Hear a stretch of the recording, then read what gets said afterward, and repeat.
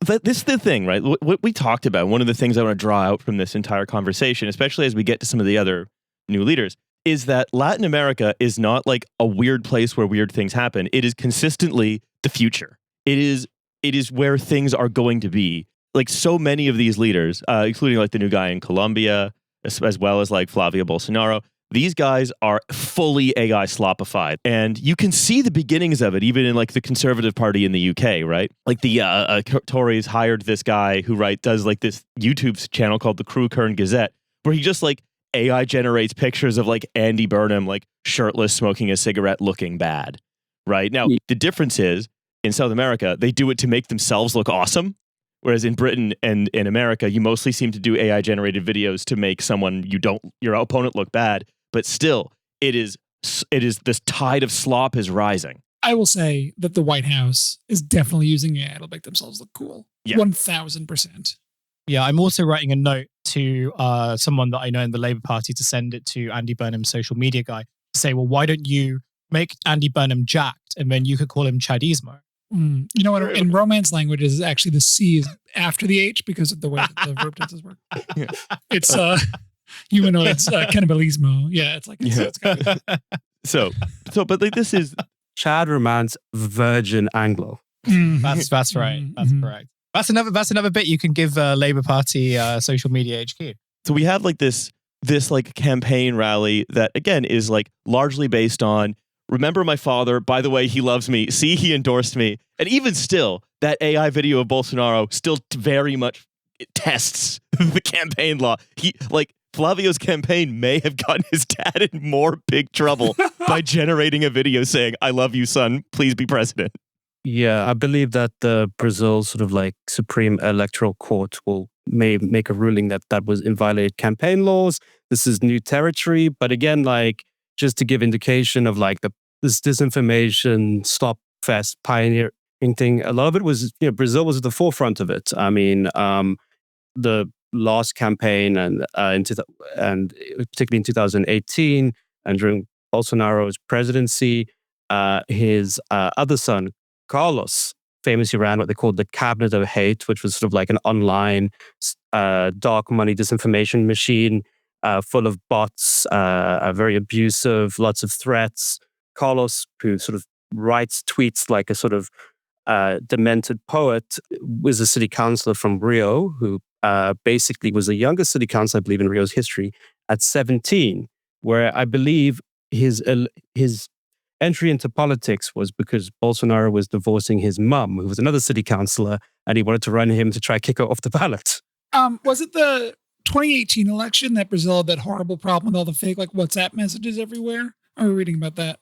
Yeah, that's the Cabinet of Hate. And then also in 2022, for instance, and this is something that, the Trump people are now starting to like promote, there was all this messaging about the election was fraudulent because of these voting machines are no good. And they've spent years doing this. And there was like videos of it saying it was demonically possessed electronic voting machines. Yeah. But I mean, and then I'll just mention the final son, who's Azuma, Jair Hanan, who was called Bolso Kidji when he was streaming Call of Duty or whatever nonsense. And he is now, I believe, a city councillor in a bizarre city in Santa Catarina, which kind of looks like a really shit version of Dubai and Miami crossed over. And he's also facing like sort of corruption charges involving like mansion party scams, also selling fake IDs, and he is being exposed as being very good at blowjobs by another man. This was an accusation that was leveled, one that he strongly denies, but he said he was really great at. Number one, being good at blowjobs that's a skill. That's marketable. Number two, I hope this guy becomes the mayor and we keep track of him. Yeah. and three, I think it's interesting, to think of them as like when you see the future, Riley, like this is the sort of font of like the total information collapse, like the absolute demolition of subjective reality that we're kind of that we're definitely on the verge of about to really live through, like very soon. Like the next federal election in the States is going to be the worst 24 months of my life, probably. Oh, like 100%. Like I can already see like evangelicals like touching a voting machine and then getting to like COVID vaccine shakes that they all pretended to have. The fentanyl cop reaction. Yeah, because the voting machine was haunted by Democrats. Right. Which is so funny because 20 years ago, I remember like really vividly the 2004 election was like, everyone's like, the Republicans are rigging the voting machines. And like, so we have I want to circle back, right? Just to like the other crazy things that the Bolsonaros are doing to try to stay elected. One of them is taking a bunch of money from a convicted fraudster to make a movie with Jim Caviezel that heavily fictionalizes Bolsonaro's military past called Dark Horse. Dark Horse, coming September 11th to a theater near you. Yeah, do not worry. We will be watching it for this show. Oh, I can't wait. Oh, man. I've read the script leaked, and it's absolutely bizarre. It's made by the same team that brought you that film about child trafficking. I can't remember the name. Yeah, The Sound of Freedom, I think. Yeah, The Sound of Freedom. And it's even more free. It's called Dark Horse. Yeah. And the movie script opens with a very fictionalized account of Bolsonaro arresting some sort of drug dealer who then becomes the sort of lord of the Amazon and Bolsonaro's fictional nemesis and keeps on trying to kill him. None of which, of course, happened. Bolsonaro was removed from the army after a failed sort of bomb that he and his mates had cooked up, and he was dismissed in disgrace and described by one of Brazil's former military dictators as an idiot and a bad soldier. And this is also their plan, is like just trying frantically to create pop culture, to do internet stuff. Like they're all so internet poisoned and AI slopified. They're like streamers and fucking criminals, allegedly. And they have their people that love them because they're so negatively polarized and driven crazy about everybody else. I mean, it's like, hey, we have to elect this gaggle of like podcasters, all of whom have like numerous charges of corruption and like sexual misconduct allegations against them and stuff. We have to elect them because like I saw a gay person once and never got over it. Yeah, I mean, this will sort of bring us to the next part of it. It's also the other strategies to get the United States to intervene as much as possible in the elections. That's the kind of the big one. And, there is a base for Trump in Latin America. I mean, it's very clearly that there's an element of the population that aspires to basically live in Miami.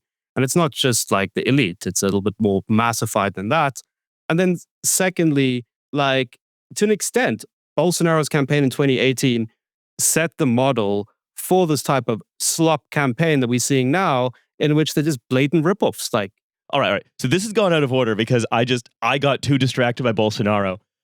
In fact, one of the best ways to look at this is that a whole bunch of these new leaders, I'm going to list a few of them.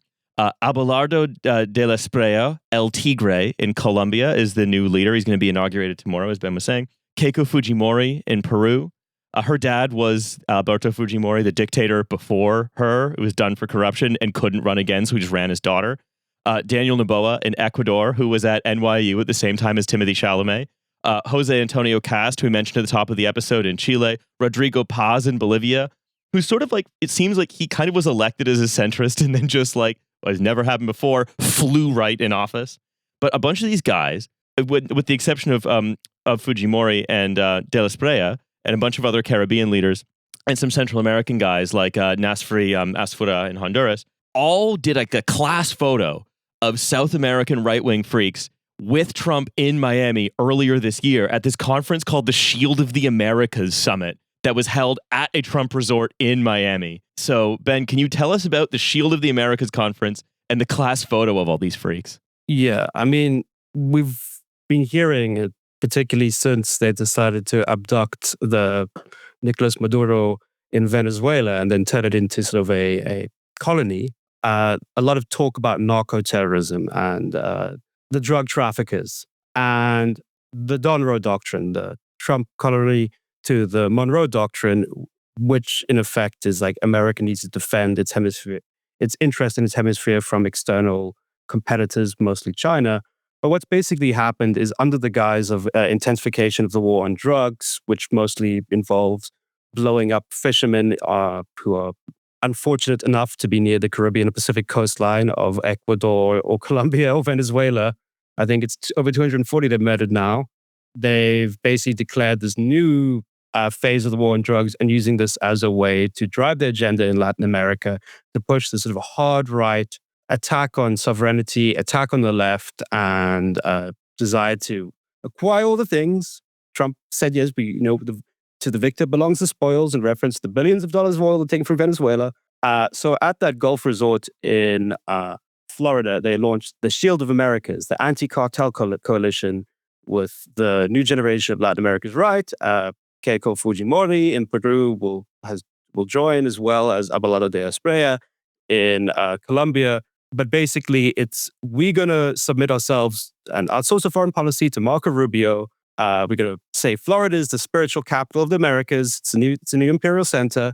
And we're going to let America conduct whatever, even kinetic strikes within our territory in the name of fight the war on drugs, which maybe we're killing a bunch of peasants. Maybe we murdering a prosecutor who's looking into connections with the president's father's banana company and major amounts of cocaine shipments, that sort of thing. Like the model they're imitating is like the comprador model of like Nayib Bukele.